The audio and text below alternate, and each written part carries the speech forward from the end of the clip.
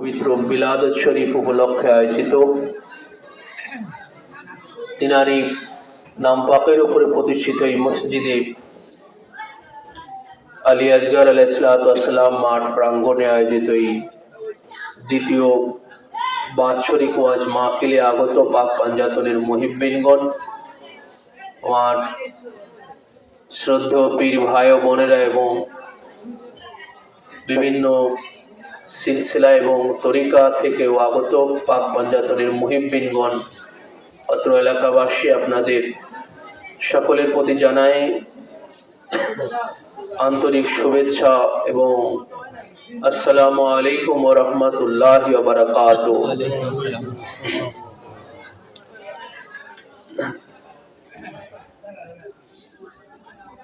60 হিজরির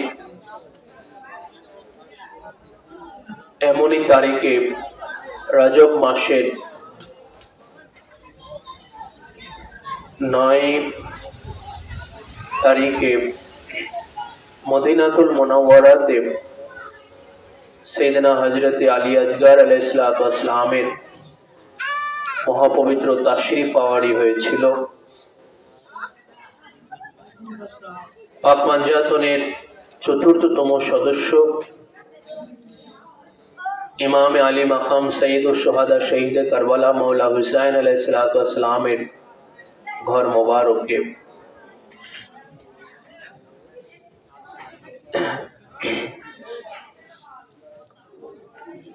যিনি মদিনাতুল মুনাওয়ারাতে বিলাদাত পাক পরবর্তী 9 রজবে তিনি ধরাধামে আগমন করলেন মদিনাতুল মুনাওয়ারাতে, মদিনা শরীফে। 28 রজব তিনি মদিনাতুল মুনাওয়ারা ছেড়েছিলেন সাইয়েদনা হযরত আলী আসগর আলাইহিসসালাম। তিনি কারবালার জমিনে তিনার এই দুনিয়াতে আগমনটাই ছিল 72 জনের অন্তর্ভুক্ত হওয়া, নইলে 6 বছর উমর মুবারকে তিনি শহীদ হন। আশুরার দিন তিনার উমর মুবারক, তিনার বয়স পূর্ণ হয়েছিল 6 মাস। 6 মাস ওনার বয়স পূর্ণ হয়েছিল।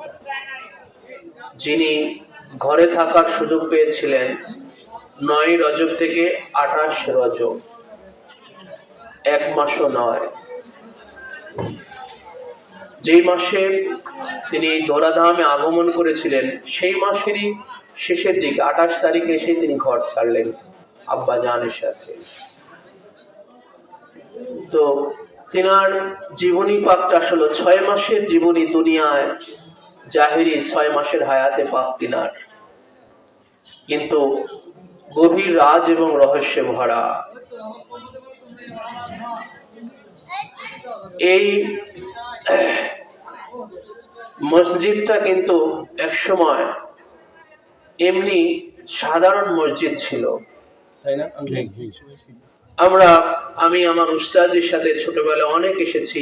গোলাম আজম আঙ্কেল, ওনার এই মসজিদ, এই এলাকাতে ওনার বাড়ি। ছোটবেলায় অনেক এসেছি একসময় আমার উস্তাদের সাথে। সে সময় কিন্তু এই নাম পাকে মসজিদটা ছিল না, তখন কিন্তু এই মসজিদটার নাম পাকে ছিল না।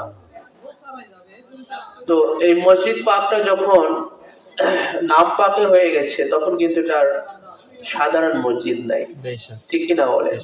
এটা কিন্তু সাধারণ মসজিদ নাই। তো দুনিয়াতে তিনার আগমনটা অত্যন্ত নিগূঢ় রহস্যময়। এই জন্য যে ইমামে আলী মাকাম মৌলা হুসাইন আলাইহিসসালাম, একদা আপনারা জানেন, উনি যখন ছোট অবস্থায় ছিলেন ইমাম পাক মদিনা শরীফে, উনি অহরহ রাসূলুল্লাহর নামাজি অবস্থায়, রাসূলুল্লাহর ইমামতি হালাতে অহরহ হুজুরে পাকের পৃষ্ঠ মুবারকে চড়ে বসতেন। এটা তো আপনারা জানেন, তাই না? জানেন। এটা কিন্তু একবার হয় নাই মদিনা শরীফে। এই ঘটনাটা কিন্তু একবার হয় না, একাধিকবার হয়েছে। কখনো দোনো ইমাম পাক গিয়ে চড়ে বসেছেন, কখনো বড় ইমাম পাক গিয়ে চড়ে বসেছেন, কখনো আবার ছোট ইমাম পাক গিয়ে চড়ে বসেছেন। একাধিকবার এটা হয়েছে। একাধিক সাহাবায়ে কেরাম থেকে কিন্তু এটা বর্ণনা আমরা পেয়ে থাকি। তো একদা ইমাম আলী মাকাম মাওলা হুসাইন আলাইহিস সালাম শিশু অবস্থায় যখন মসজিদে নববীতে হুজুরে পাক যখন নামাজ পড়াচ্ছেন, ইমামতি করছেন, ছোট ইমাম পাকে পিঠে চড়ে বসলেন। তিনার খায়েশ হাজাত, নানা জানের রাসূলুল্লাহর পৃষ্ঠে চড়ার যে খায়েশ, বাচ্চাদের যে খায়েশ হয়, বাচ্চাদের যে আমরা লক্ষ্য করি বাচ্চাদের পিতার পিঠের উপরে চড়ার খায়েশ হয়, দাদার পিঠে চড়ার খায়েশ হয়, নানার পিঠে চড়ার খায়েশ হয়, হয় কিনা বলেন? আমাদের বাচ্চাদেরও হয়ে থাকে। তো ইমাম আলী মাকাম খাতুনে আথার পাকের যে ঘরখানা ছিল মসজিদে নববীর সংলগ্ন, এখন সেটা মসজিদ নববীর একদম মেন কেন্দ্রবিন্দু হয়ে গেছে।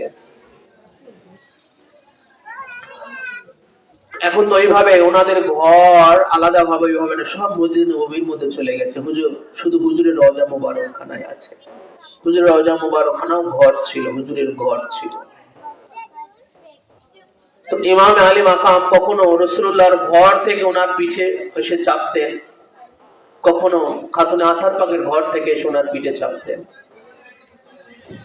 একদিন ইমাম আলী মাকাম যতক্ষণ পিঠে চড়ে থাকলেন, এর মধ্যে হুজুরে পাকের ৭২ বার সাজদার তাসবিহ পড়া হয়ে গেল। সাধারণ কোন ইমাম যদি নামাজ জামাতের নামাজে ৯ বার সাজদার তাসবিহ ক্রস করেন, তাহলে নামাজ ফাসেদ হয়ে যাবে, নামাজ ভঙ্গ হয়ে যাবে। রাসূল পাক জনাবে মুহাম্মদুর রাসূলুল্লাহ সাল্লাল্লাহু আলাইহি ওয়াসাল্লাম পাক ৭২ বার সাজদার তাসবিহ পড়েছেন ইমাম আলী মাকাম মাওলা হুসাইন আলাইহিসসালাম का খাতির। ইমাম আলী মাকামের খাতিরে মৌলা ইমাম হুসাইন আলাইহিসসালামের খাতিরে হুজুরে পাক ৭২ বার পড়েছেন তাসবিহ। হুজুরের নামাজ বাতিল হয়েছে ভাই? নাউজুবিল্লাহ, আস্তাগফিরুল্লাহ। নামাজ বাতিল হয়নি।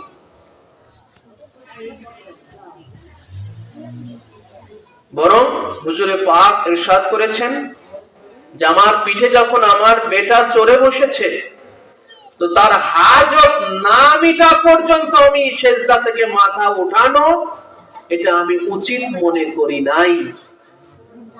এটা রাসূলুল্লাহ এইভাবে জবাব দিয়েছেন সাহাবায়ে কেরাম।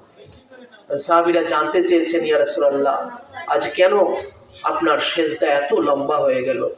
আমরা ভাবলাম যে না জানি কিছু হয়ে গেছে বা আপনার উপরে কোনো ওহী এসেছে।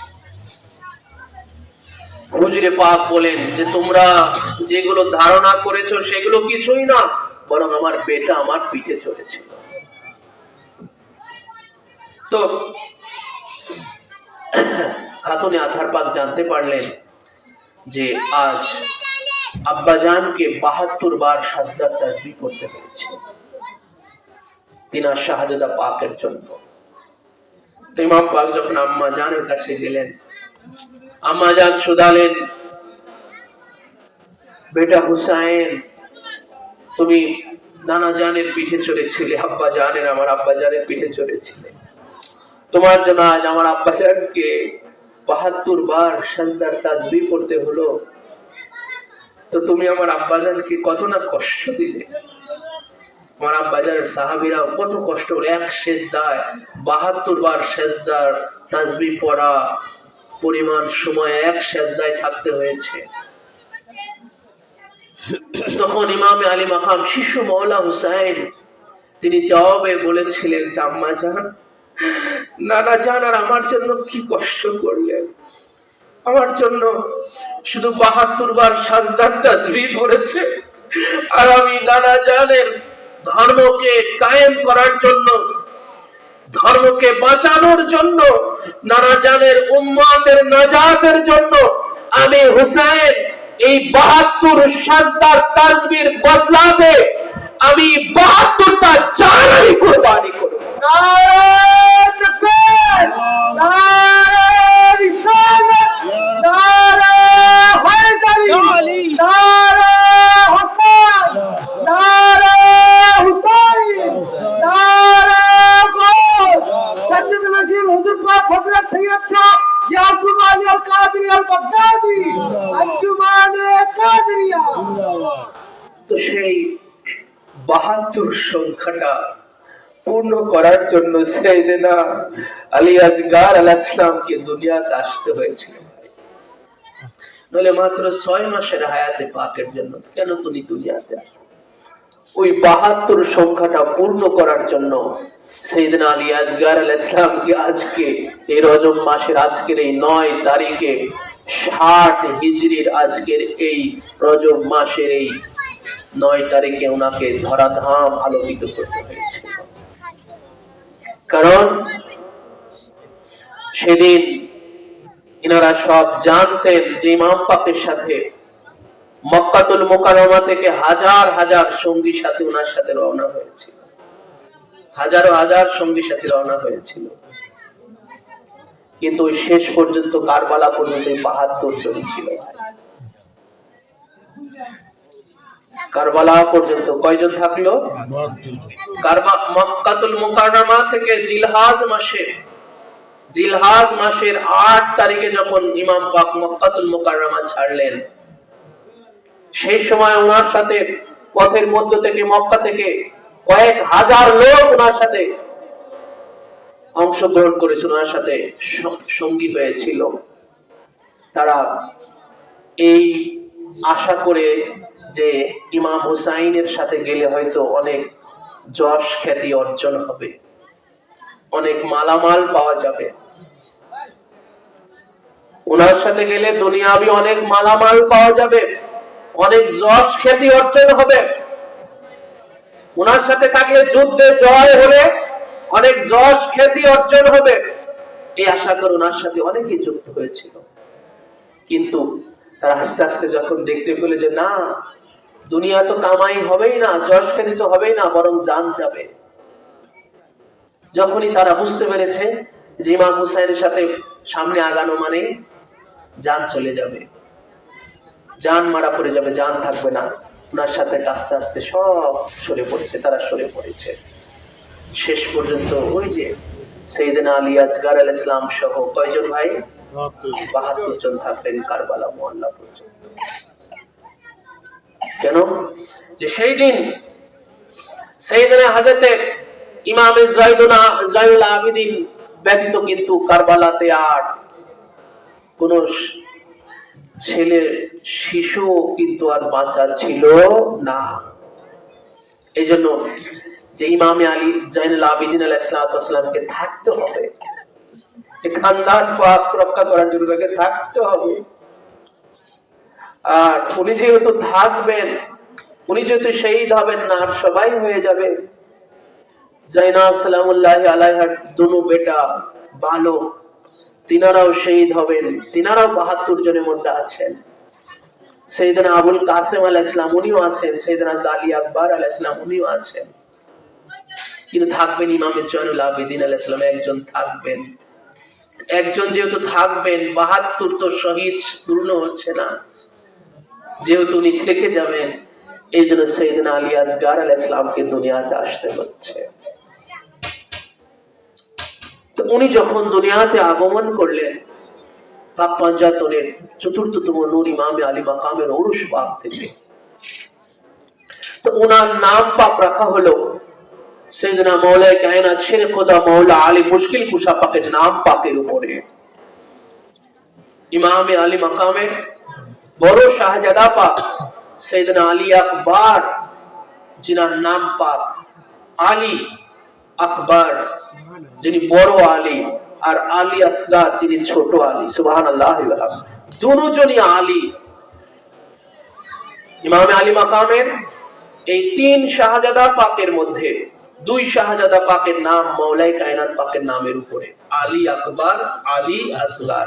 মানে ওনার নাম হলো আলী, একজন বড় আর একজন ছোট। যেমন আমরা বলি বড় হুজুর পাক আর ছোট হুজুর পাক, দুজনই হুজুর পাক, দুজনই হুজুর পাক। একজন দুনিয়াতে আগে আসার কারণে ওনার নাম পাকের সাথে ব্যবহার হচ্ছে বড়, আর একজন দুনিয়াতে পরে আসার কারণে ওনার নাম পাকে ব্যবহার হচ্ছে ছোট। দুজনই হুজুর পাক। দুজনই কি ভাই বলেন? দুজনই হুজুর পাক, জেনে রাখবেন।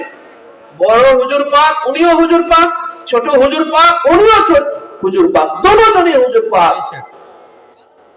হুজুর পাকের জায়গাতে কম বেশি নয়, শুধু দুনিয়াতে আসার দিক থেকে একজন বড় আর একজন ছোট।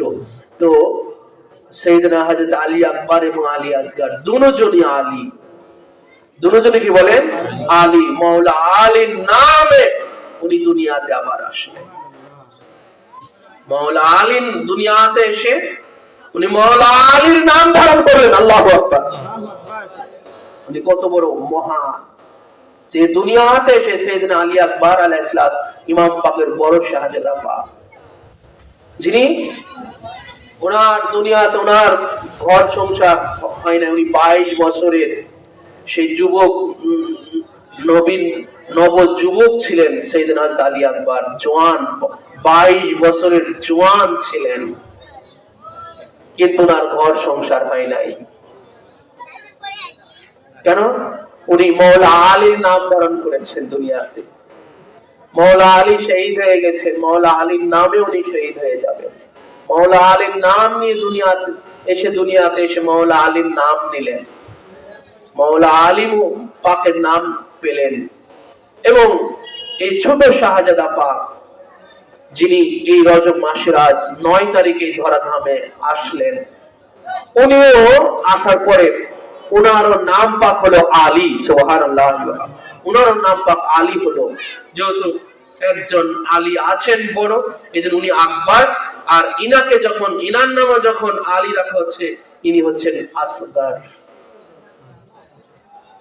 আকবর মানে বড় আর আসগার মানে ছোট।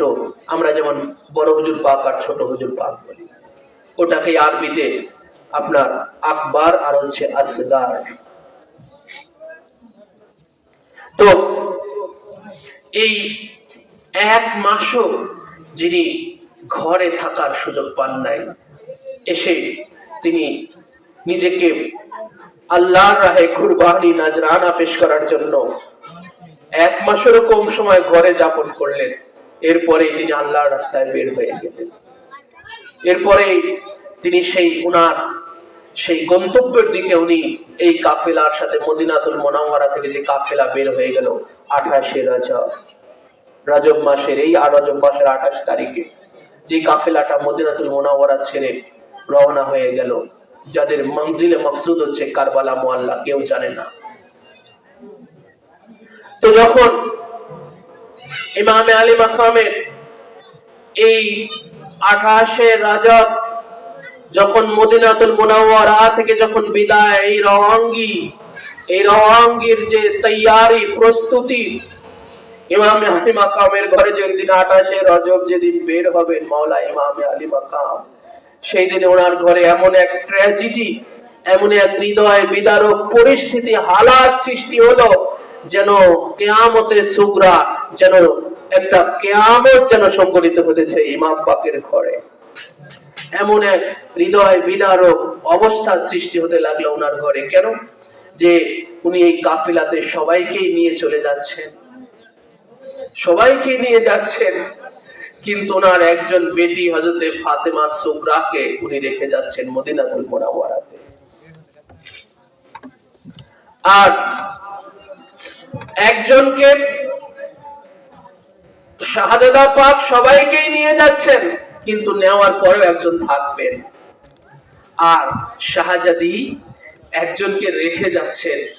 ওনাদের এই রাজগুলো বড় কঠিন ব্যাপার, ওনাদের এই কার্যকলাপ গুলো, ওনাদের সিদ্ধান্ত, এগুলো বড়ই রাজ রহস্যে ভরা। হযরতে মা সাকিনাকে রেখে যাওয়া হচ্ছে মদিনাতুল মুনাওয়ারাতে। আর ইমাম জয়নুল আবেদিন আলাইহিস সালাম উনিও থাকবেন, কিন্তু ওনাকে নিয়ে যাওয়া হচ্ছে, আর ওনাকে রেখে যাওয়া এই দুইজনই থাকবেন। এই দুইজন থেকেই খানদান পাক জারি হবে, এই দুইজন থেকে আবার খানদান পাক জারি হবে। তো ইমামে আলী মাকাম যখন এই 28 রজব যখন বের হয়ে যাবেন, তখন ওনার এই শাহজাদি তিনি মারাত্মক জ্বরে আক্রান্ত ছিলেন, ওনার প্রচন্ড জ্বর হয়েছিল। এটা খোদা পাকের এক মহিমা ছিল, এক ইচ্ছা, এক মর্জি ছিল যে উনি সুস্থ থাকলে হয়তো কোনো বাহানায় কোনো কারণে দাঁড় করানো যেত না যে ওনাকে রেখে যেতে হবে, ওনাকে যে রেখে যেতে হবে। উনি প্রচন্ড জ্বরে আক্রান্ত হলেন, জ্বরে ভুগছিলেন। এটাই এই জ্বরকে কারণ দেখিয়ে ওনাকে রেখে যাওয়া হচ্ছে। ইমামে আলী মাকামের কদমে পড়ে ওনাকে করজোরে মিনতি করতেছেন, অনেক কন্দ্রনরত অবস্থায় ইমাম পাককে আরজি পেশ করতেছেন, আবদার করতেছেন যে আব্বা জান, আমাকে কেন রেখে যাওয়া হচ্ছে? সবাইকে নিয়ে যাওয়া হচ্ছে, তো আমাকে কেন রেখে যাওয়া হচ্ছে? সখিনাকে নিয়ে যাওয়া হচ্ছে, তো আমাকে কেন রেখে যাওয়া হচ্ছে? ভাই আলী আকবর যাচ্ছেন, ভাই আবুল কাসেম যাচ্ছে, আউন মোহাম্মদ যাচ্ছে কবি জানের সাথে, তো আমাকে কেন রেখে যাওয়া হচ্ছে?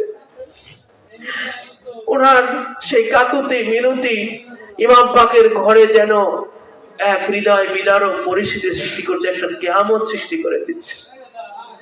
উনি বারবার ইমাম পাকের কদমে পড়ে কাঁদতেছেন, বলতেছেন আব্বা জান, আমার জন্য কোনো বাহন লাগবে না, আমি আপনাদের পিছনে পিছনে হেঁটে হেঁটে যাব, তাও আমাকে নিয়ে চলেন। ইমাম পাক ওনাকে শুধু বারবার এটাই বোঝাচ্ছিলেন যে বেটি সুগরা, তুমি অনেক অসুস্থ আছো, তুমি বেমারি আছো বেটি, এই দূরের যাত্রা পথে তোমাকে নিয়ে গেলে তুমি অনেক কষ্ট পাবে, তুমি সুস্থ হলে তোমাকে নিয়ে যাওয়া হবে। এদিকে একটা বোঝান, আর সেই ইমাম পাকের সেই রওয়ানার যে ইমাম পাককে উনি ছাড়তে চাচ্ছেন না, শেষ আখেরি বিদায়, চির বিদায় নিয়ে চলে যাচ্ছেন ইমাম পাক ওনার এই বেটি থেকে। সে যে কি এক হৃদয় বিদারক দৃশ্য, এগুলো আমাদের বলে বোঝানোর ভাষা নাই। ইমাম আলী মাকাম মোল্লা হুসাইন ইসলাম ওনাকে রাজ তুলে ধরলেন যে বেটি, আমি যে কেন যাচ্ছি তোর রাজ তো আছে, আমি যে আল্লাহ পাকের কাছে ওয়াদা দিয়ে এসেছি, আল্লাহর কাছে আমার একটা ওয়াদা দেয়া আছে, সেই ওয়াদা পূর্ণ করার জন্য ওয়াদা হামে করনা है वफा रोज अज़ल का रुखसत करो सुगरा। বেটি সুগরা, আজ আমাকে ছেড়ে দাও, কারণ আল্লাহ পাকের সাথে আমার ওয়াদা আছে, সেই ওয়াদা আমাকে পূর্ণ করতে হবে।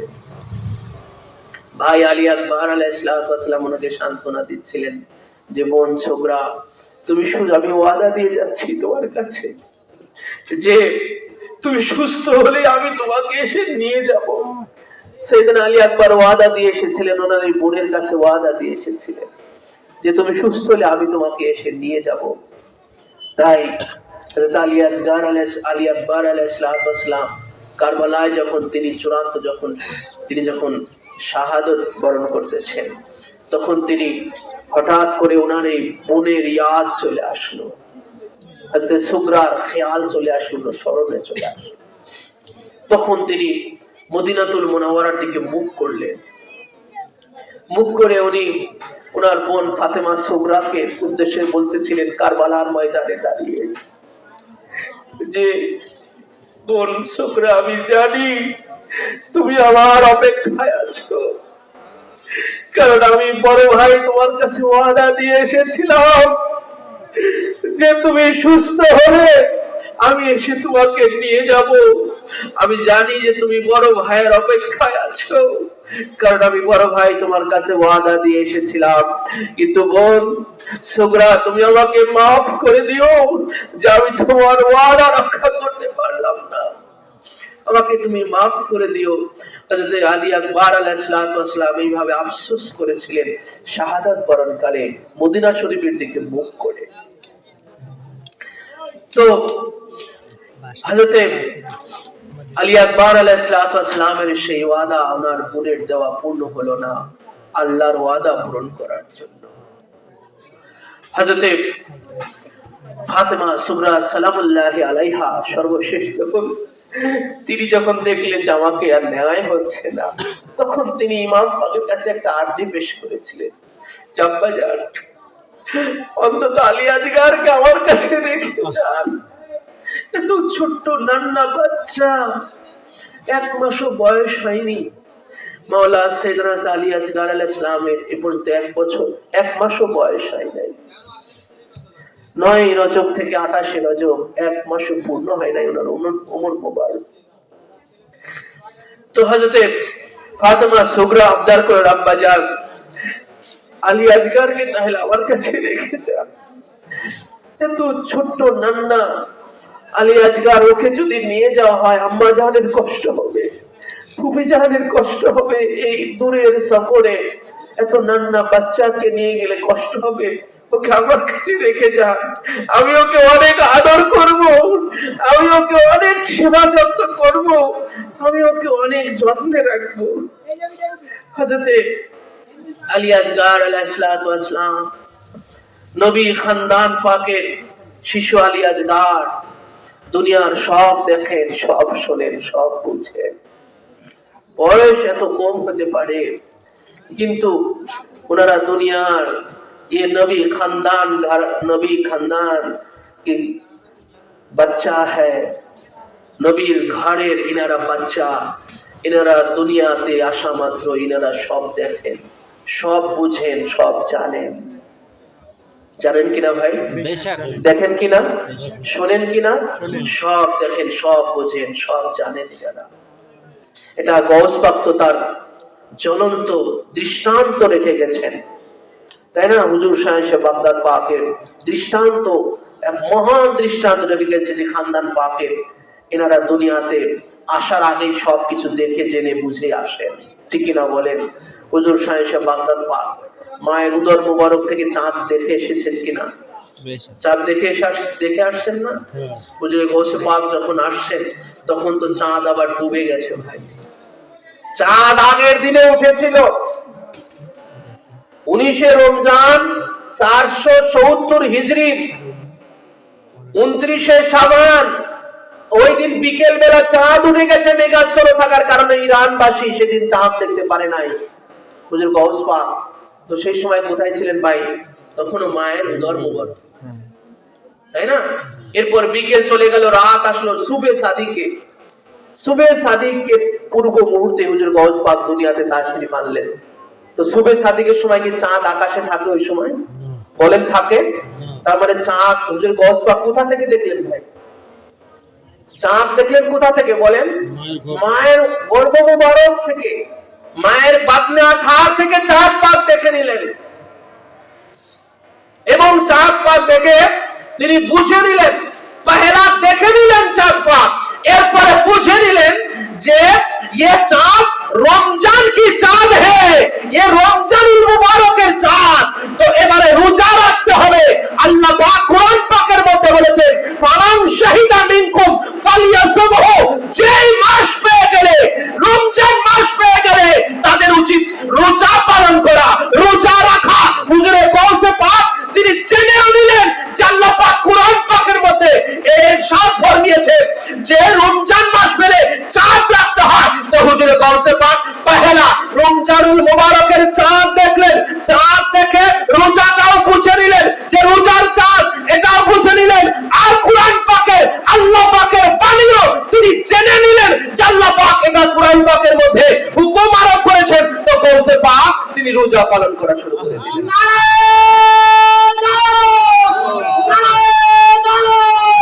হুজুর বাদশা নাসিদ হক চর্চা ইয়া সুমালাল কাতি ছোট হুজুর বাদশা কাবা দয়া করবেন আমার ছোট হুজুর পাক আব্দুল আলীর মসজিদ পাক, দয়া করবেন আমার ছোট হুজুর পাক সাইয়েদনা মাওলা আলী আসগর আলাইহিস সালাম আপা জানের কোলের উপরে ছিলেন। হযরতে সুগরা যখন এই আবদার করলেন, জাম্মা জান আলী আসগারকে অন্তত আমার কাছে রেখে যান, আমি একা একা থাকবো। তখন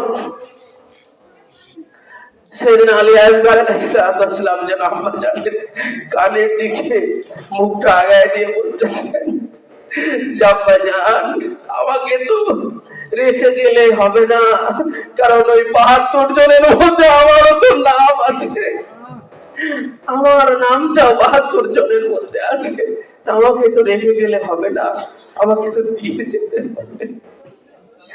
এটা ওনাদের অন্তর্নিহিত ব্যাপার ছিল যে সেদিন আলী আসগার আলাইহিসসালামকেও নিয়ে যেতে হবে ইমাম আলী মাকাম।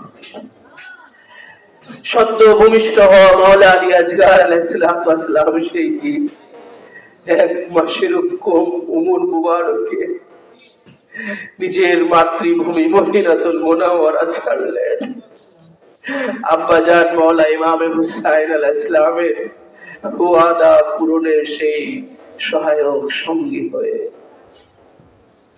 ২৮শে রজব ইমামে আলী মাকাম সাইয়েদনা আলী আসগার আলাইহিসসালামকে নিয়ে মদিনা শরীফ মদিনাতুল মুনাওয়ারা ছেড়েছিলেন এই সদ্য ভূমিষ্ঠ মাওলা আলী আসগার আলাইহিসসালামকে নিয়ে। ইমাম পাক পহেলা মক্কাতুল মুকাররমাত এসেছিলেন, আপনারা জানেন। মাওলা আলী আসগার আলাইহিসসালাম আব্বা জানের সাথে মক্কাতুল মুকাররমায় অবস্থান করেছেন। যখন ইমামে আলী মাকাম মাওলা হুসাইন ইসলাম আলিমুল গায়েব আমার মাওলা সব কিছু জাননেওয়ালা, জাহিরি বাতিনি সব কিছু জাননেওয়ালা আমার আকা মাওলা ইমামে আলী মাকাম মাওলা হুসাইন আলাইহিস সালাম যখন জানলেন যে ওনার দুশমনেরা এমন জঘন্য প্ল্যান করে আছে, ওনার দুশমনেরা ইহরামের কাপড় পরিধান করে ইহরামের কাপড় পরিধান করে আজ নবীর দেহের অংশ কলিজার টুকরা মাওলা ইমামে হুসাইনকে মাথা পে আঘাত করবে। ইহরামের কাপড় পরিধান করে সেই ইহরামের কাপড়ের ভিতরে সূরা লুকিয়ে রেখেছে, সূরা লুকানো, বিষ মাখানো সূরা ইহরামের কাপড়ের মধ্যে লুকিয়ে রেখেছে। কারণ ইমাম পাক যখন উনি কাবা ঘর তাওয়াফ করতে আসবেন তখন তো অনেক ভিড় থাকবে, হজের মৌসুম, আর সেই সময় কাবা ঘরের ওখানে কেউ কিন্তু ইহরামের কাপড় পরিধান করা ছাড়া ওখানে কেউ প্রবেশ করতে পারে না কখনোই। ইহরামের কাপড় পরিধান করা ছাড়া ওখানে প্রবেশ করতে পারে না হজের মৌসুমে। দেখবেন এখনো হজের সময় কিন্তু উমরাও নিষেধ করে দেওয়া হয়, হজ চলাকালীন উমরা এলাও নাই, শুধুমাত্র যারা উমরা করতে যায় তাদের জন্য এলাও নাই। যে হজ করতে যায় সে উমরা করতে পারবে, কিন্তু শুধু উমরা করার জন্য কিন্তু হজের মৌসুমে এলাও হয় না, যাওয়া যায় না, পৃথিবীর কোথাও থেকে যাওয়া যায় না। তো ইমামে আলী মাকাম মাওলা হুসাইন আলাইহিস সালাম যিনি যিনার হায়াতের মধ্যে ২৪ বার হজ করেছেন, মদিনাতুল মুনাওয়ারা হতে পায়ে হেঁটে এসেছে, ২৪ বার হজ সম্পূর্ণ করেছেন পায়ে হেঁটে এসে, ৪৫০ কিলোমিটার আসা যাওয়া ৯০০ কিলোমিটার পর আমার মাওলা পায়ে হেঁটে হজ করেছেন ওনার হায়াতের মধ্যে ২৪ বার। মাওলা বলেছেন যে আল্লাহর ঘরের দিকে জুতা পায়ে দিয়ে যাওয়া আমার কাছে অসম্মানজনক হয়। আল্লাহর ঘরকে কি সম্মান করেছেন ইমামে আলী মাকাম, ওনার বিবিকে বাধা দেয় যদি আল্লাহর ঘরের দিকে যাবেন জুতা পায়ে দিয়ে। এটা ওনাদের ব্যাপার ছিল ভাই, ওনাদের এই আদব আমল এগুলো আমাদের সাধারণদের জন্য, এগুলো আমরা পালন করতে পারবো না। আমাদের সাধারণদের ব্যাপার আলাদা, ওনাদের ব্যাপার আলাদা। এটা ওনার জাহেরি একটা ইস্যু ছিল, আর বাতিনি ইস্যু ছিল যে এই কাবা ঘর মাওলা ইমামে হুসাইনের আব্বাজান মাওলা কায়নাত মাওলা আলী আলাইহিস সালামের এটা মিলাদেগা, খানায়ে মিলাদ। এই কাবা ঘর মাওলা আলীর খানায়ে মিলাদ, মাওলা আলীর জন্মের জায়গা। সুবহানাল্লাহ, এই ঘরে মাওলা আলীর আগমন হয়েছে, বিলাদত পাক হয়েছে। ইমামে আলী মাকাম মওলা হুসাইন আলাইহিস সালাম যখন জানতে পারলেন যে ওনাকে এই হজের সময় কাবা ঘর তাওয়াফ করাকালীন সেই ভিড়ের মধ্যে মাতাফ অর্থাৎ কাবা ঘরের চারপাশে যে প্রদক্ষিণের জায়গা, এটাকে মাতাফ বলা হয়। যেই মাতাফের একটা এরিয়া আছে, এই এরিয়ার বাইরে গিয়ে তাওয়াফ করলে হবে না, এইটাকে মাতাফ বলা হয়। এই মাতাফের ভিতরে থেকে তাওয়াফ করতে হবে, নলে তাওয়াফ হবে না। যেই এরিয়ার মধ্যে তাওয়াফ করতে হয়, এই চতুর্দিকের এই এরিয়াটাকে মাতাফ বলা হয়। সেই মাতাফে কাবা ঘরের নিকটে ইমামে আলী মাকামকে আঘাত করে রক্তে রঞ্জিত করে ওনাকে সেখানে হত্যা করার যে জঘন্য প্ল্যান করা হয়েছে, এবং প্রস্তুতি নিয়ে ইহরামের কাপড় পরিধান করে ওখানে অবস্থান করতেছে আমার মাওলা আলিমুল গায়েব যখন এটা জানতে পারলেন, তখন আমার মাওলা ওনার যে হজের নিয়ত তিনি করেছিলেন, হজেরও নিয়ত করেছিলেন মাওলা, কারণ মক্কা শরীফে অবস্থান করতেছেন আর হজের মৌসুম, হজের নিয়ত করেছিলেন। কিন্তু মাওলা উনি চাইলেন না যে ওনার 24 বার ওনার হায়াতে হজ করা আছে, হজ করা ওনার খুব প্রিয় ছিল। কিন্তু যখন উনি দেখলেন যে আমার রক্তে রঞ্জিত হবে এই মাতা, ইমাম পাক সেটা চাইলেন না। হজ যেই দিন শুরু হচ্ছে সেই দিন ইমাম পাক মক্কা শরীফ ছেড়ে চলে যাচ্ছেন আর আফসোস করতেছেন। কিসে দর্দ সে ফরমাতে থে ये शाह मदीना ऐ खाने काबा मजबूर हूँ मैं हज भी अदा कर नहीं सकता ऐ खाने काबा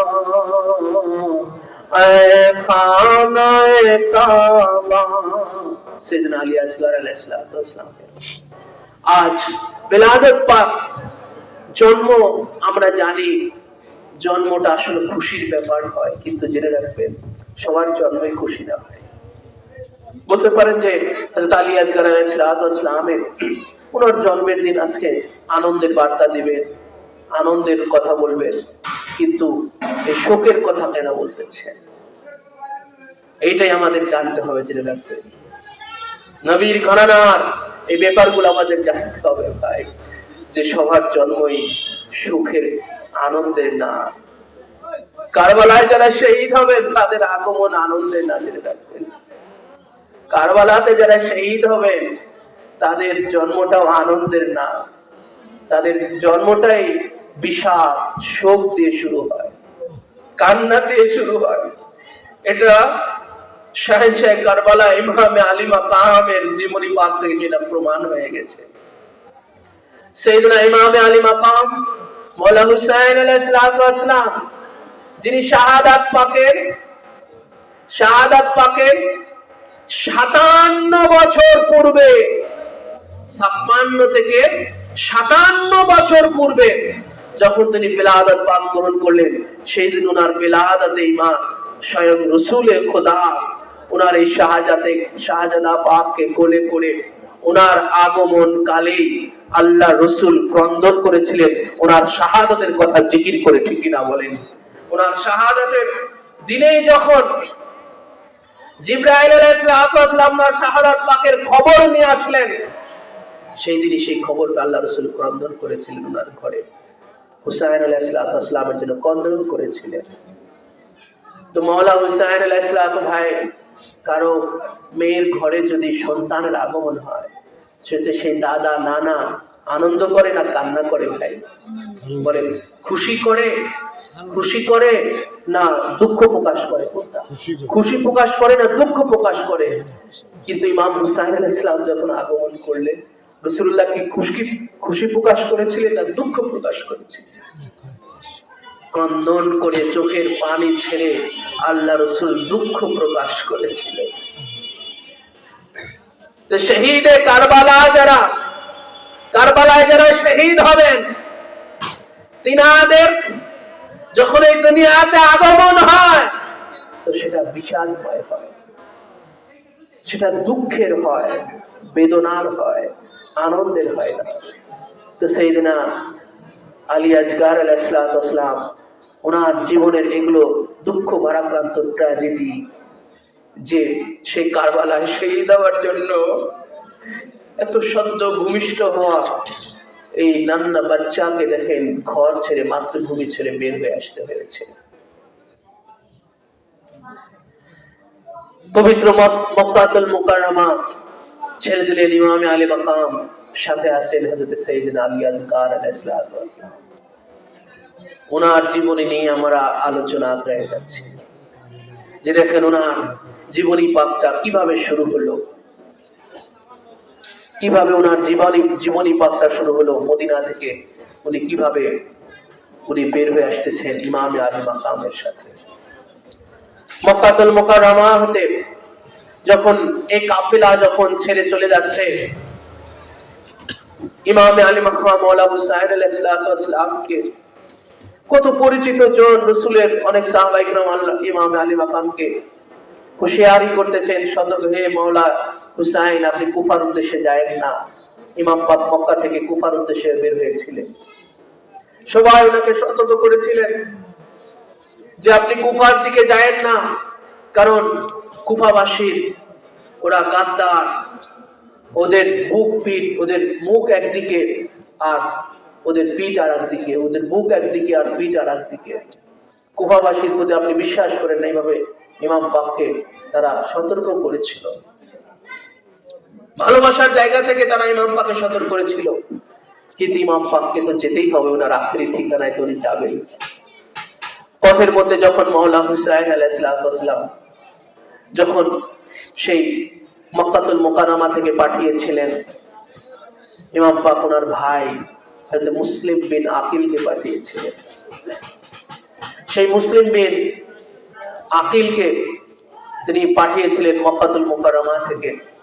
সেই মুসলিম বিন আকিলের আবার চিঠি পেয়ে তিনি মক্কা মুকাররমা ছেড়েছিলেন। পথের মধ্যে তিনি গিয়ে যখন সেই মুসলিম বিন আকিলের শাহাদাতের খবর শুনলেন,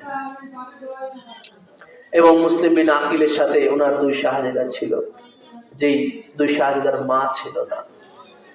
এই জন্য মুসলিম বিন আকিল এই মা হারা এই দুই শাহজাদাকে উনি সাথে করে নিয়ে এসেছিলেন মদিনাতুল মুনাওয়ারা থেকে। তারাও নির্মম ভাবে জবে হয়েছিল, শহীদ হয়েছিল, আপনারা জানেন। তারা ছোট ছোট বাচ্চা ছিল। মুসলিম বিন আকিলের সাথে ওনারা গিয়েছিলেন কুফাতে। কুফাতে যখন ওনাকে প্রথমে মেরে দেওয়া হয়েছিল, পর ওনার ওই দুই শাহজাদা তারা বাঁচার চেষ্টা করেও তারা পারে নাই, তারাও মারা পড়ে গেছে দুশমনদের হাতে, সেই তারাও হত্যা হয়ে গেছে। এই দুই বাচ্চাও জবে হয়ে গেছে। ইমাম আলী মাকাম ইনাদের শাহাদাতের খবর পেয়ে অনেক ক্রন্দন করলেন। মুসলিম বিন আকিল সেও আফসোস করেছে, আবার ইমাম পাক অনেক আফসোস করে ক্রন্দন করেছে। মুসলিম বিন আকিল আফসোস করেছে, হায় আমার চিঠি পেয়ে নবীর নওয়াসা ইমাম মাওলা হুসাইন মক্কা থেকে না জানি রওনা হয়ে গেছে আরেক কুফাবাসী গাদ্দার। তিনি যখন ইমাম পাকের বারবারে চিঠি লিখলেন যে মাওলা হুসাইন কুফার অবস্থা ভালো, ওরা আমাকে অনেক কদর করতেছে, আমাকে অনেক আদর সম্মান করতেছে, আপনি আসেন এখানে। এই চিঠি ছেড়ে দেওয়ার পরে ওনাকে যখন সেই কুফাবাসীদের সেই মুখোশ খুলে গেল, মুসলিম বিন আকিলকে যখন ওরা গ্রেফতার করলো, প্রথমে গ্রেফতার করে ওনাকে যখন হত্যার পূর্বে উনি আফসোস করেছে, আমি মুসলিম, আমি আমার চিঠি পেয়ে আমার মাওলা হুসাইন কি বিপদের মধ্যে না চলে আসতেছে, কত বড় বিপদ এসে পড়বে আমার চিঠি পেয়ে।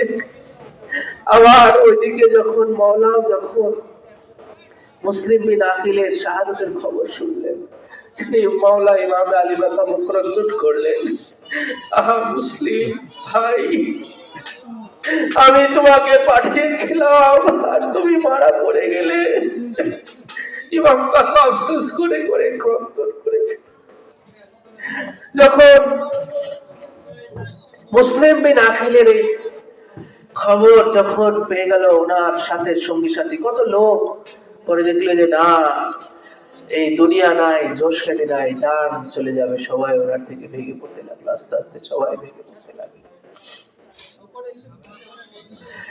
শেষ পর্যন্ত ইমামে আলী মাকাম মাওলা হুসাইন আলাইহিস সালাম তিনি সেই কুফার কাছাকাছি গিয়ে ইমাম পাক ওনার গতি, ওনার মোড় ঘুরিয়ে নিলেন কারবালার দিকে। উনি ইমাম পাক কারবালার দিকে অগ্রসর হলেন। ইমাম পাক কিন্তু কখনোই কাউকে বলেন নাই যে আমি কারবালাতে যাব। সবাই জানতো ইমাম পাক কুফাতে যাবে, সবাই জানতো ইমাম পাক কুফাতে যাবে। কিন্তু ইমাম পাক এক সময় যখন কারবালার খুব কাছাকাছি চলে গেছেন, হুর ইবনে ইয়াজিদ রিয়াহি 1000 সৈন্য কুফা থেকে ইমাম পাকের রোধ করার চেষ্টা করছেন আর গতি ফলো করতেছে। ইমাম পাক ওনার নিজ গতিতে আস্তে আস্তে আগাইতেছেন। আস্তে আস্তে আগাইতে আগাইতে যখন ইমাম পাক ওনার আখেরি ঠিকানায় যখন চলে আসছে, তখন ইমাম পাক জিজ্ঞাসা করলেন এই জায়গাটার নাম কি। এর আগে কিন্তু মাওলা কাউকে জিজ্ঞাসা করেন নাই। মাকামে শরফ নামে একটা জায়গা, পহেলা মুহররম, সেখানে ইমাম পাক পৌঁছেছিলেন। আর মুহররমের 2 তারিখে মাওলা পাক কারবালাতে পৌঁছলেন। মুহররম মাসের 2 তারিখে কারবালাতে পৌঁছলেন। কারবালায় যখন ইমাম পাক পৌঁছলেন, তখন ইমাম পাক তারপরে উনি জিজ্ঞাসা করেছিলেন, উনি তো নিজেই কনফার্ম করেছেন যে আমি আমার আখেরি ঠিকানায় চলে আসছি। কিন্তু এটা সবার থেকে সাক্ষী নিলেন, সবার থেকে সাক্ষ্য দিলেন, গাওয়াহি দিলেন, সবাইকে জিজ্ঞাসা করলেন এই জায়গার নাম কি। কেউ বলতেছে মারিয়া, কেউ বলতেছে এটা ওটা। ইমাম পাক বললেন যে এর নাম আর কি আছে। সর্বশেষ একজন বলে যে মাওলা এই জায়গাটার নাম কারবালাও আছে। বলে হ্যাঁ, এটাই আমি আমার নানা জানের মুখে শুনেছি। এই কারবালা, এটা নকশায় আমি আমার নানা জান থেকে শুনেছি। এই ময়দানের নকশা নানা জান আমাকে দেখিয়েছে। এই হলো সেই কারবালা। এই জায়গাতেই আব্বাজান মাওলায়ে কায়নাত মাওলা আলী আলাইহিস সালাম এসে ভাই ইমাম আলী মাকাম মাওলা হাসান আলাইহিস সালামের কোলের উপরে যখন মাথা রেখেছিলেন, তন্দ্রার মধ্যে উনি একটা স্বপ্ন দেখে জেগেই উনি ক্রন্দন করতেছিলেন। ভাই ইমাম হাসান আলাইহিস সালাম জানতে চেয়েছিলেন যে আব্বাজান, আপনি এই মাত্র আমার মাথায়, আমার পুরো মুবারক পুরুর উপরে মাথা রেখে একটু ঘুমের ভাব আসলো, আর আপনি উঠে কাঁদছেন কেন? মাওলায়ে কায়নাত পাক বলেছিলেন, বেটা হাসান, আমি তন্দ্রার মধ্যে দেখলাম, আমি একটু ঘুমের ভাবের মধ্যে দেখলাম যে কারবালার জমিন দিয়ে একটা রক্তের নদী বয়ে যাইতেছে। আর সেই রক্তের সেই নদীর মধ্যে তোমার ভাই হুসাইন, বাচ্চারা যেমন পানিতে পড়ে হাবুডুবু খায়, সাঁতার না জানা বাচ্চারা যেমন পানিতে পড়ে হাবুডুবু খায়, তোমার ভাই হুসাইন সেই রক্তের নদীর মধ্যে পড়ে হাবুডুবু খাইতেছে। মাওলায়ে কায়নাত পাক তিনি কারবালাতে সিফিনের যুদ্ধে যাওয়ার আগে যখন কারবালা দিয়ে যখন যাচ্ছিলেন, ইমাম মাওলায়ে কায়নাত পাক কারবালায় নেমেছিলেন আর এই স্বপ্ন দেখেছিলেন। আর মাওলায়ে কায়নাত পাক তিনি প্রত্যেকটা জায়গা আঙুল দিয়ে দিয়ে দেখিয়ে দিয়েছিলেন যে এই জায়গায় আমার হুসাইনের তাবু হবে, এই জায়গায় আমার বেটি জাইনাবের তাবু হবে, এই জায়গায় সেই নিচু জায়গাটাও যেখানে ইমাম পাক জবেও হবেন, উনি কতল হবেন, সেই জায়গাটাও মাওলা পাক সেই জায়গাটাও দেখিয়েছিলেন। এই ঠিক এই জায়গাটা, এই নিচু জায়গাটা আমার বেটা হুসাইন শহীদ হবে, এইখান দিয়ে নাদের রক্ত প্রবাহিত হবে, রক্ত বয়ে যাবে। পুরা নকশাটা মাওলা পাক সেদিন দেখিয়েছিলেন এত বছর আগে।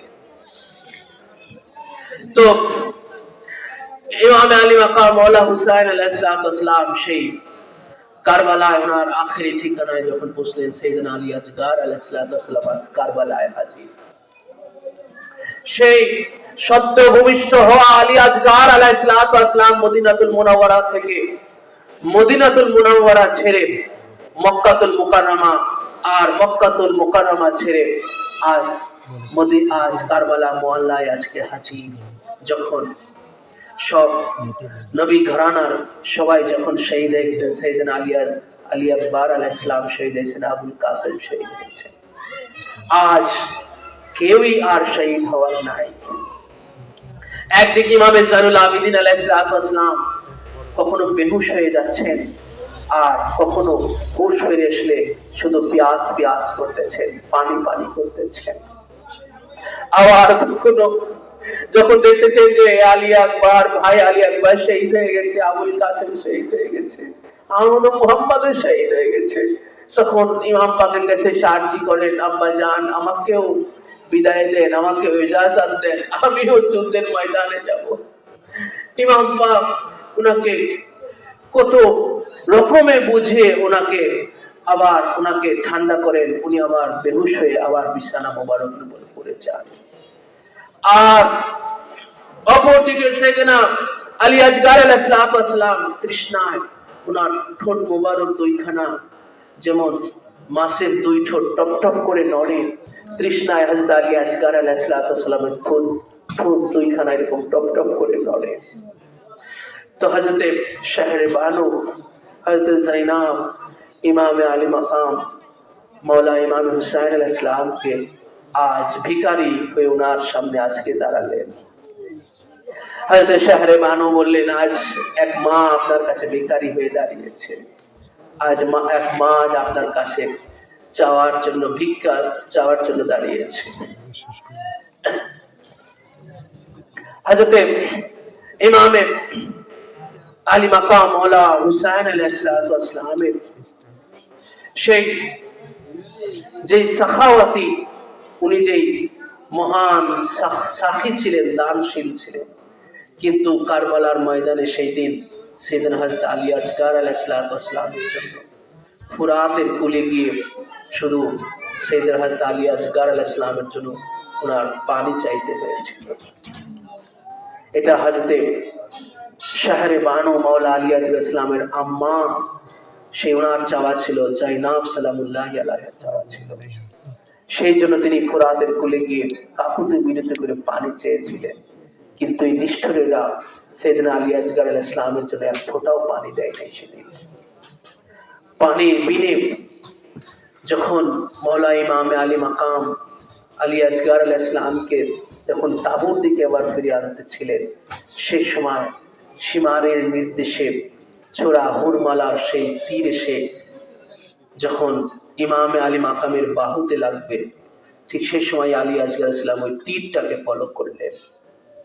এই যে দেখেন, এই খানদানে পাকের শিশু বাচ্চাও যদি হয়, সারা কুল কায়নাতের সবকিছু ওনাদের নখদর্পণে, ওনাদের চোখের সামনে। সেকেন্ডের ভিতরে সাইয়েদনা আলী আসগর আলাইহিস সালাম উনি দেখলেন যে তীরটা এসে ওনার আব্বাজান মাওলা ইমামে আলী মাকামের বাহুতে লাগতেছে। এনারা বাচ্চা বলে ওনাদের চোখের কি দৃষ্টি, যে ক্ষমতা, পাওয়ার, এটা সারা কুল কায়নাতের উপরে যে হযরতে শাহেনশাহ বাগদাদ পাক যে বলেছেন, নাজাতুল্লাহ বিলাদিল্লাহি জামান কা খারদালাতি বিলা হুকমিন নিসা। গৌস পাক বলেন, আমি আল্লাহর तमाम জগৎ সুমের জগৎ তাকাই, আমার হাতের তালুর উপরে একটা সরিষা দানার মতো মনে হয়। সুবহানাল্লাহ। তো সেই সাইয়েদনা আলী আসগর আলাইহিস সালাম যখন দেখলেন যে তীরটা এসে ইমাম পাকের বাহুতে লাগলো, উনি ইমাম পাকের যে বাহুর উপর ওনার গর্দান ছিল, সেখান থেকে একটা ঝাঁকি দিয়ে একটা লাফ মেরে উনি সেই যেই বাহুতে তীর লাগবে সেই বাহুর উপর ওনার গর্দানটা রেখে দিলেন। এরপরে ওনার তীরটা আগে ওনার গর্দান ভেদ করে গেল, কিন্তু তীরটা কিন্তু আগে ওনার গর্দান লক্ষ্য ছিল না, ইমাম পাকের বাহুতে লাগতো, কিন্তু উনি গর্দানটাকে উনি লাফ গোলের উপরে লাফ মেরে গর্দানটাকে এখানে রাখলেন। এই জন্য আগে ওনার গর্দান ভেদ করে তারপরে ইমাম পাকের বাহুতে ঢুকলো। এরপর না ইমাম পাক সেই তীরটাকেও টেনে বের করেছিলেন কারবালার ময়দানে। তাই তিনি আল্লাহর কাছে বলেছিলেন যে, হে আল্লাহ, তোমার দরবারে আমি শুকরিয়া আদায় করি যে আমার এই নান্না বাচ্চা আমার 6 মাসের আলী আজগারকে যারা পানি না দিয়ে তীর মারলো, সেই তীরটাকে যে আমি টেনে বের করে আমি ধৈর্যের উপরে আছি। আল্লাহ আমাকে যেমন ধৈর্যের উপরে থাকার তুমি আমাকে ক্ষমতা দিয়েছো, আল্লাহ আমি এই জন্য আমি তোমার দরবারে শুকরিয়া আদায় করি। ইমাম পাক সেদিন কারবালার ময়দানে কখনোই ধৈর্য হারা হন নাই। ওনার কোলের উপরেও যখন ওনার 6 মাসের বাচ্চা শহীদ হয়ে যাচ্ছে, সেই সময় আমার মওলা ইমামে হুসাইন তিনি ধৈর্য হারা হননি।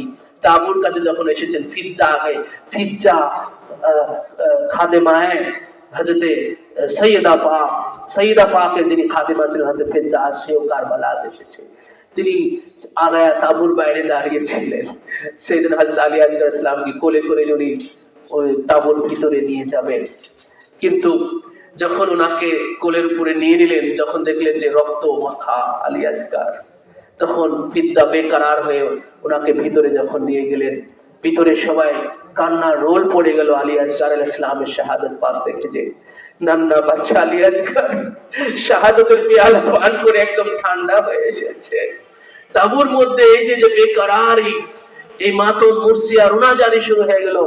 ইমামে আলী মাকাম তখন সাইয়েদনা হযরত আলী আজগার আলাইহিস সালামকে কোলের উপরে করে নিয়ে এসে ওনাকে তাবুর পাশে দাফন করেছিলেন। তো মদিনাতুল মুনাওয়ারা থেকে যখন ওনার শাহজাদি ওনার বেটি যাকে রেখে এসেছিলেন হযরত ফাতেমা সুগরা, ওনার একজন কাসেদ, ওনার একজন দূত, উনি কিছু সামানা পাক নিয়ে এসেছিল, একটা চিঠি নিয়ে এসেছিল ইমাম পাকের কাছে। সেই সামানা পাকের কাছে খাতুনে আথার পাকের ব্যবহৃত কিছু ছোট ছোট জিনিস ছিল। সাইয়েদনা ফাতেমাতুজ জাহরা ওনার ব্যবহারে ছোট ছোট কিছু সামানা পাক ছিল, সেগুলো ফাতেমা সুগরা উনি কারবালাতে পাঠিয়ে দিয়েছিলেন।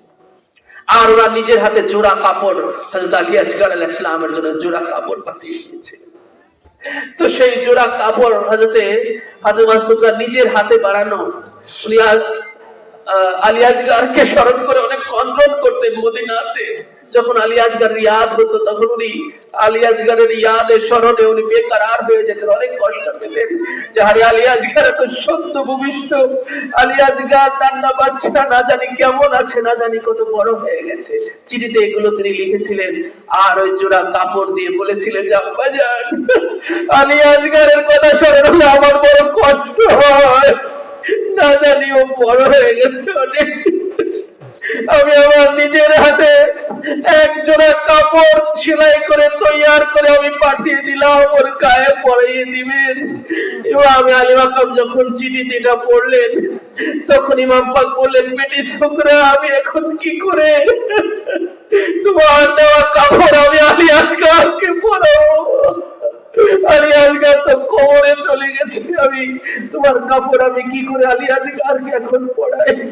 তখন ইমাম পাক সেই কাপড় দুইখানাকে তিনি মাওলা আলী আজগার ইসলামের কবরের উপরে এইভাবে তিনি রেখে দিলেন।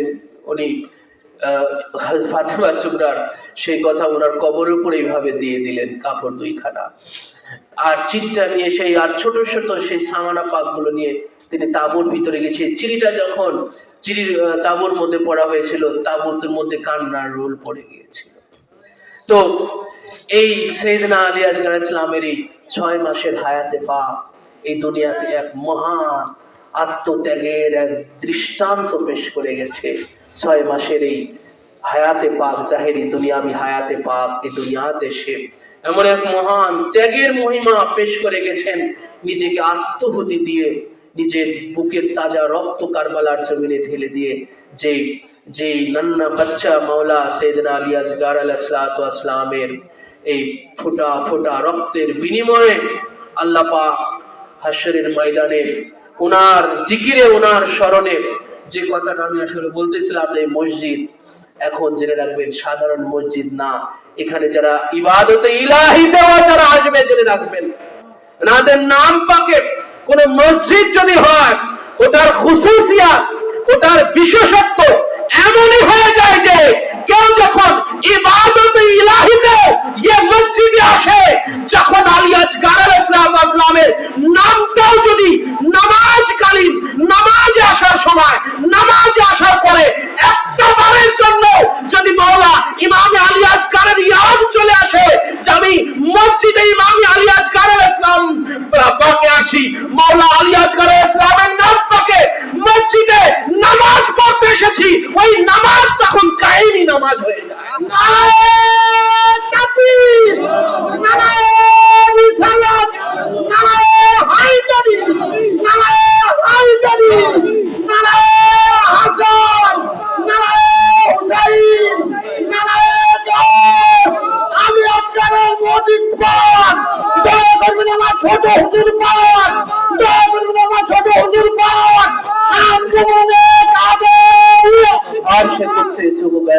ताजीम अहमद के लिए